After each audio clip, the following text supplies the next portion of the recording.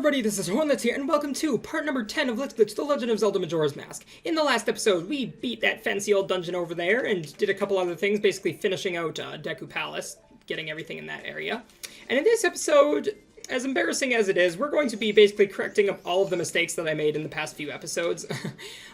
I guess there weren't really mistakes, it's just that I was super slow and was not very conservative of my bombs, and because of that, I don't have enough bombs, and I have run out of time for a certain event that I need to do. So, yeah, we're gonna be doing a few things to remedy that. Like, Minnie jumping out of a flower for a few minutes, like an idiot. Okay, anyways, so to start, we're gonna be coming into here and depositing the 15 fairies that we had after the dungeon, because yeah, that's basically just what we need to do. Otherwise, we'll have to collect all 15 again, and that would be pretty painful. But anyways, so yeah, there we go. There's our majestic fairy with neon pink hair. Okay. But anyways, so now that she gives us the great spin, by the way. But anyways, so I mentioned that I have too few bombs and have run out of time. Because of this, I'm actually going to be switching up the route. Well, not switching up. I'm going to be changing the next little bit of the route to be adding stuff that I need to do because I'm just really bad at this game. So basically what you would do if you were a good speedrunner of this game and didn't make so many mistakes is you would actually do a Fairy Fountain wrong warp the other direction. So last time we went this way to get to Snowhead, but this time we would be going this way to get to where it's called, Clocktown. However, we can't do that because we do not have enough explosives. As you can see, we only have 3 bombs, and yeah, that's easily not enough. So instead, I'm going to be just basically walking back to Clocktown. Well, I mean, using the Goron roll. But instead, first, I'm actually going to go to Stone Tower because, as I mentioned, I ran out of time for something, so I need to do a day reset. But one other thing that I didn't realize about day resets, like I legitimately did not know about this until I was practicing for this episode. It needs to be night for the day reset to work. I literally just had no idea. I thought that it would always work, but apparently not. So yeah, we just need to do the Song of Double Time and make it the night of the second day, and then we can do the day reset just fine. So yeah, let's get doing that. If I can actually get this... Can I land on something? Can I please land on something? Come on, Link. You're better than that. Okay, anyways. Let's try this again. Okay, let's try this again. I really don't know what causes you to actually start falling. I really should figure out. It seems random. Like, sometimes you'll do a stab forward and it will work, and sometimes it just won't. I literally have no idea what it is, but... You are very not invited to my tea party. Okay. Jeez. Come on. If he does it again, he will be, like, negative invited to my tea party. Like, he will have to pay for all of the tea in my tea party, and then he won't be able to come. Jeez. Okay, right, this is what we need to do. Okay, there we go, and then we walk through here, and then hit the yes button there, and boom, it is the dawn of the second day again. Okay, so now that I've done that, I'm actually going to be warping to the mountain village, because that's, I think, the fastest place to warp, or to walk back from. I might be wrong about that. It might be faster from, like, Icana Canyon. However, Icana Canyon is really annoying because of all of the bomb chew things, like the rodent things that have bombs attached to their tails. Yeah, those are all in the way, and it's really annoying, so I'm not going to go that way. And plus, there are bombs along this route, although I suppose there are probably bombs along the other route, too. But whatever, this road, what am I? I don't even know what kind of accent that would be that says that. I don't think anybody actually does say that, so it's just some made-up accent. But anyways, we're just going to be rolling down this way. And just because I feel like it, so yeah. But anyways, once we come into here, actually, we're going to be doing a bit of a glitch here. Well, we've already done the glitch, essentially. If I can... I'm gonna try doing, like, Tattle ISG. No, I don't think the camera works well enough for that. So I guess I'll just use a bomb here. But yes, we're going to be getting ISG, and after that, we are actually going to be hovering essentially over these. We don't actually hover over, we hover through them, if you have a good angle, which I conveniently don't, or inconveniently don't, I should say. So yeah, if you have the right angle, you can actually just hover your way through them, basically. And yeah, that's just a cool little way to clip through that. It's not really a separate glitch of any form, it's just another use for ISG, which is pretty cool. So yeah. But anyways, now that we are in at Clocktown, we're going to be merging with the real route now, because literally this is right where we'd be if we had done the Fairy Fountain Wrong Warp. We would exit, and then we would come this way and go and do Deku Playground 2, which is exactly what I'm going to go do. However, I'm actually going to do a bit of a glitch. I'll show you what it is first, just because I don't want to explain it, because it's not spoilers, but it looks really cool, or it looks really stupid. So basically, as you can see, I'm switching masks back and forth rapidly, just a ton. And it seems like this would be completely pointless and just a complete waste of time. But if you do this 9 times if you're perfect, I probably did it more, but if you do it correctly, all of the rupees will fall off of those platforms. Yep. So basically, the reason that works is because when you start switching masks, the rupees stop immediately when you start switching the masks, because like the rupees move with the platforms, but yeah, the rupees stop immediately, but the platforms don't. So the platforms move a little bit as you're switching the masks, and because of this, because of that little desynchronization, you can actually just make the rupees fall off of the platforms and then just go and grab them and then start the game, and then when you pop out, you'll instantly beat it, because the game checks for all of the rupees, sees, oh, there are none, you must have beaten it. So he's like, 2 minutes, that's an amazing record. Little does he know. But anyways, now that I have done that, we're just going to be leaving this place. You know, I've always wondered how entering that little ring of light makes Link, like, pop out of the hole. I don't get it. I guess that's Nintendo logic. But anyways, so right here, this is actually the event that I missed, or that I couldn't do anymore. I have to deposit this mail before the mailman does his rounds, and he does his rounds relatively early in the morning, like 8 or 9 or something like that, and so yeah, I actually missed that because it was like noon or something along those lines, and so yeah, I couldn't actually get that, so that's why I had to do the day reset. And I think that might have been the only thing, but it's a pretty big something, because otherwise we'd have to redo the entire Anjuin Cafe side quest, which granted we aren't too far into it right now, but whatever. So after we've hit that, the Clocktown Owl, and that's actually the reason that I didn't just warp back to Clocktown, is because I didn't have the Clocktown Owl hit, and so I actually had no fast way to Clocktown other than the Fairy Fountain Wrong Warp, which I couldn't do. So yeah, but anyways, after that, we're just going to be grabbing 20 rupees, or rupees, can I think today? 20 bomb chews, which we will really need. And then we're going to come this way and exit Clocktown.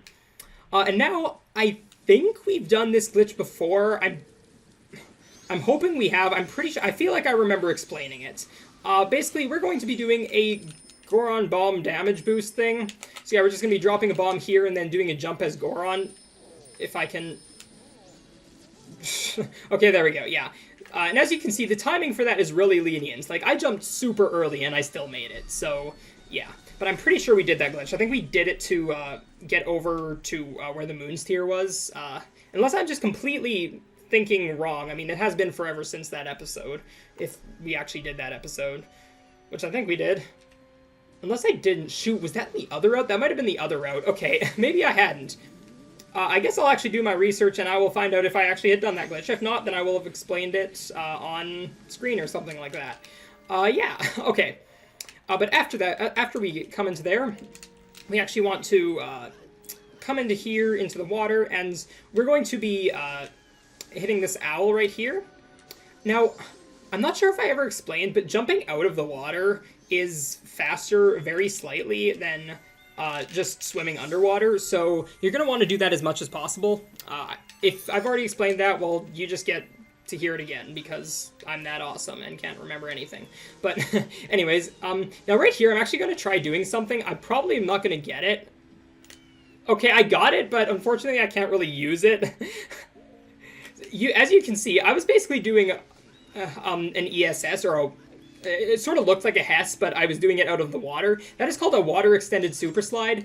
It is completely pointless. It looks cool. That's pretty much the only reason anybody ever does it.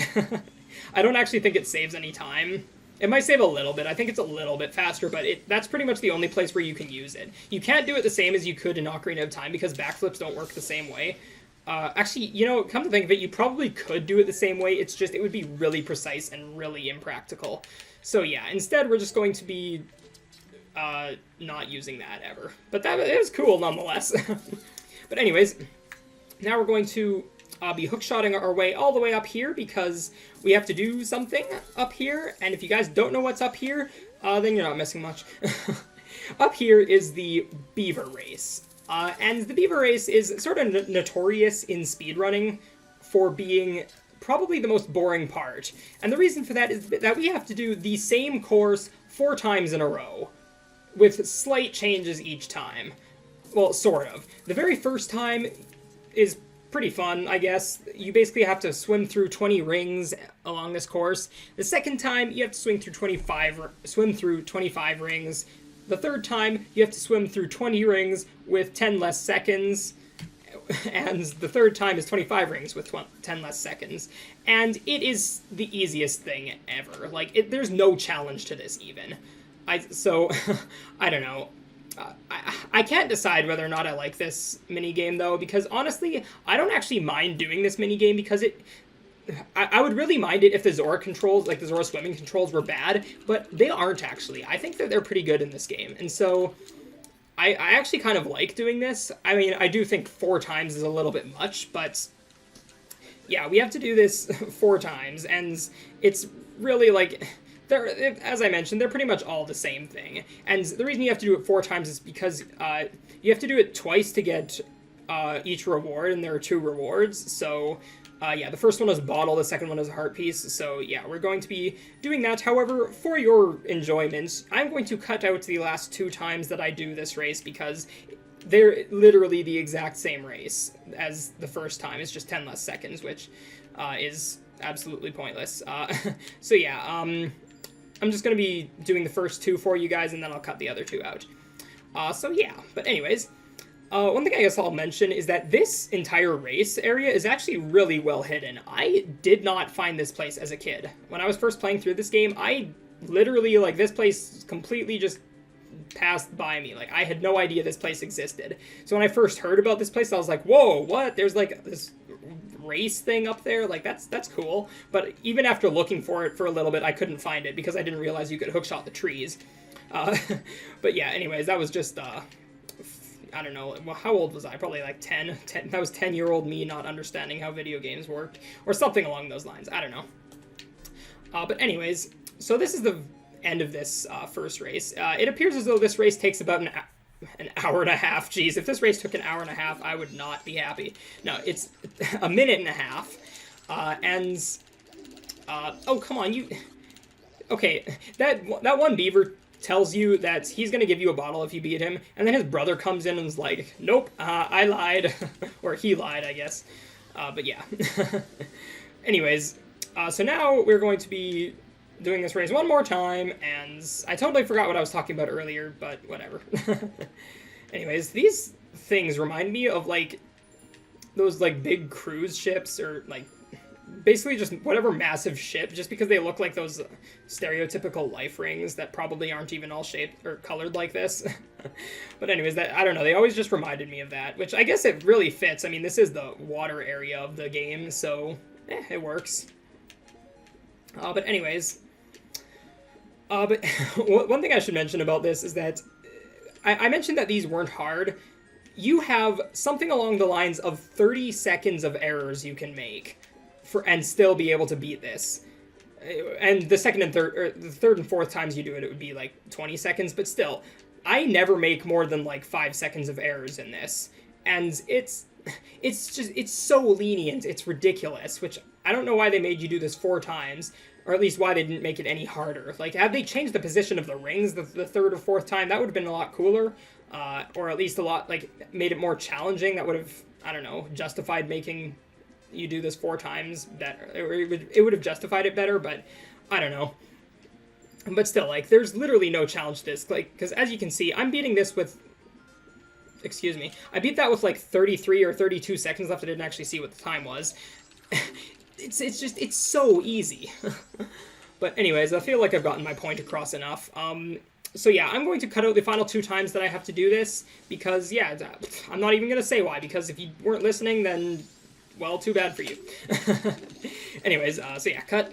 Okay, I finally did it a second, or I did all 4 races, and finally we got our second time, and they say, please please go away, basically. But anyways, also, I guess, it's been a while since I've done this, but I just thought about it when I was, doing the race there. It's been a while since I've asked you guys a question and told you guys to, like, answer or something, so I'm actually going to tell you guys, or ask you guys, what's your favorite, Zelda minigame? There are a lot to choose from between all the Zelda games, so yeah, what's your favorite? Just post that in the comments below, I guess. And shoot, what's mine? I guess I have to come up with something, if I can even think. It's probably something from Twilight Princess. There were some pretty good ones there. Oops, that is a wall, not... I thought I got turned around somewhere. Okay, shoot, I'm trying to even think of any mini games, but I can't even think of most of them. Jeez, wow, I don't know a lot of... I guess I'll post it in, like, I'll do some more thinking later, and I'll post it, on the, after editing, because I just can't think of one right now. It's weird, but anyways, post your favorite in the comment, because I'd like to hear. And, yeah. Okay, but now what we're going to be doing is we actually want to get a lot of fish for something that we're going to be doing later. And, unfortunately... I actually made a few mistakes. I don't remember which episode it was, but I actually got a Deku Nut and some Deku Sticks, which I wasn't supposed to do, because it means I have to redupe over them. So, let me just think about how to do this. No, I didn't do it right. But yeah, I'm going to be reduping my bottles, because I need more bottles. I actually need 4 fish. I might actually need more than that, but we'll see. So there we go. I duped it once, and going to dupe it one more time over the nuts, and then I'll just use my final empty bottle. Okay, there we go. I actually got it that time. Woohoo! Okay. But anyways, once we have done that... Oh yeah, we got one more fish. Don't forget about that fish. Oh yeah, and we can't use that other... bottle we have, because it has the gold dust in it, which actually, that reminds me, I don't know if you guys have realized, but this entire time, for the past about 3 episodes, I think, or something like that, 2 or 3, I've been using the Razor Sword, which, if you guys don't know what that means, it means that if I slash and if I hit my sword against something 100 times, it will return to its previous state of just the normal, I don't know, Kokiri sword or whatever it was. Which sucks, because if we break it, our run is basically over. Like, we cannot continue. Or else we'll have to, like, redo the Goron race and reset the time and everything, and it will be a big mess. And I really don't want to have to do that. So I actually have to be really careful from this point on with my sword slashes. And the funny thing is, we aren't even done. Like, we aren't getting the Gilded Sword, which is the one that doesn't break. We aren't getting that for another... another probably 2 episodes, but that's like a good 30 minutes at least. So I have to really be careful, and we're actually going to be doing the next dungeon before we get it, so that's a little bit risky, but it shouldn't be too bad. I guess the next dungeon doesn't actually have a lot of sword slashing we need to do in it, so it should be fine, but I'm a little worried that that's going to happen, so yeah. But I'm sure I'll find a way. But anyways, right here, we are going to be grabbing that heart piece. However, we do not have the right title deed. Actually, I don't think we have any title deed. Yeah, I know we have the moon sphere. But yeah, we can't do that. So instead, I'm going to do one of 2 methods. I will try doing it one method, and if I can't get it, I will do it the other method. This first method requires a new glitch. This is, I can't remember what it's called. I think it's called Zora clipping. And basically, it is a really easy trick to do. Literally, what we need to do is we need to have our Zora fins out for this. We want to press A and then hold B in midair and continue holding it as you're falling. And what should happen is this. You should zoom forward a little bit and then go into first-person mode. And so, excuse me, using that, we are going to be clipping on top of these whatever these are, seashell things. So yeah, let's try this, although I don't know if... I think there's a specific angle that you need to be at, and I'm not sure what that angle is, so if I don't get this, I will do it the other method, which is just another method of getting on top of there. Which there probably is an easier way of doing it still, but I don't know. But yeah, I can't really seem to find the angle. I know it's not this way. I'm pretty sure all of the videos I've seen do it this way, or something like that, but I haven't actually, like, done any research on this trick, which I really should have, but it's just there's another way around it that I can actually do, and so I'm not too concerned about it, but yeah, I guess I'll just do it the other way. But that's basically what that glitch looks like. But the way I do this is I get onto this little table here with a not solid flower pot, and then I kind of aim myself towards, you have to be like really far to the right here on this thing, and you're going to want to do a jump and hold up left a little bit. And if you do it right, you should land on top of these lily pads, or not lily pads, seashells. And then you just want to walk into this corner and sort of just hold, like, up left or up right a little bit until, and just keep starting to hold up a little bit more until you climb onto the ledge. And then you can just grab the heart piece. So yeah, that's fantastic. But then we want to grab, or get our ocarina out, because we need to go get another heart piece. Man, this is our 4th heart piece we've gotten this episode. Or is it? Is it 3 or 4? I think it was...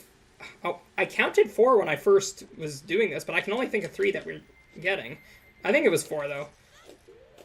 Yes, it's 4. Okay, I can't think of what the 4th one was. But anyways, what we're going to be doing is we're going to be coming into here and playing a very specific song. It is... this, if I can remember... No, that was wrong. There we go! Okay, I did it. So yeah, it might seem like there's really no, like, how would you know to do that? Well, actually, if you go, like, casually, how you figure it out is you would go to, Japis's, I think that's his name, or Yapis, or Hapas, or what, I don't know how to pronounce his name, but you have to go to the bass player's room, and then as Mikau, you have to, like, jam out with him, and the song that you create there is the song that you have to play for this guy, and you just have to, like, write it down or something, and so, yeah, that's pretty much how you would casually figure it out, but the game doesn't actually check if you've done that first, so you can just play the song for him with prior knowledge of it, and yeah, it's just fine. So yeah, that's how we get this heart piece, and ooh, not pretty good. Hey, we got we had a band leader of the Indiegogo's, no less, tell us that we did a good job. I'm proud of myself. Okay, but anyways, now that we are done that, we actually... I don't think we have anything really left to do. I believe this is actually the end of the episode for the most part. I just need to go and hit the next owl statue, and then leave. And by leave, I mean save and quit.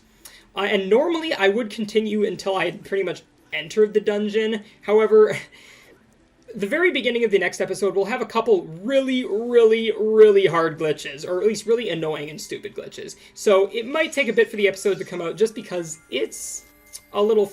They're hard tricks. But anyways, thank you guys for watching. If you liked this episode, click that like button. If you didn't, fine, click the dislike button. Follow me on all of the things in the description, and don't forget to post your favorites, whatever it's called, mini games in the comments below. So yeah, thank you guys for watching. See you guys later. Bye.